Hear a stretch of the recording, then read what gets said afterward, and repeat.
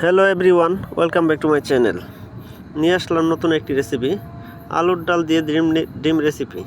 তো আমি প্রথমে দিয়েছি একটা প্যান, তারপর দিয়েছি সয়াবিন তেল, তারপর দিয়েছি অল্প কিছু পেঁয়াজ এবং মরিচ ব্লেন্ড করে দিয়ে হালকা কষাই নিয়েছি। তারপর দিয়েছি স্বাদ মতো লবণ, হলুদ, ধনিয়া, জিরা, মরিচ দিয়ে আমি মশলাটাকে সুন্দর করে কুক করব 5 থেকে 6 মিনিট।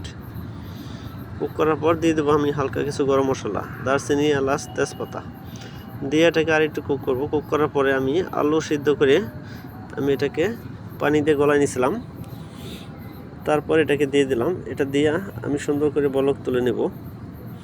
বলক উঠে যাওয়ার পর আমি ডিমগুলোকে ছেড়ে দেব। ডিমগুলোকে ছেড়ে আমি এটাকে রান্না করব 2-3 মিনিট। তারপর দিয়ে দেব অল্প কিছু ধনেপাতা দিয়া এটাকে আর 1 মিনিট কুক করব।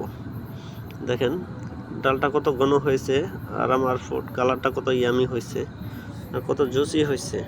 এটা দেখলেই মনে হবে যে আমি খাই এমন। আমার সুন্দর এই রেসিপিটা শেখার জন্য বা দেখার জন্য পুরো ভিডিওটা দেখবেন এবং ভিডিওটা ভালো লাগলে অবশ্যই আমার ভিডিওটা শেয়ার করে দেবেন।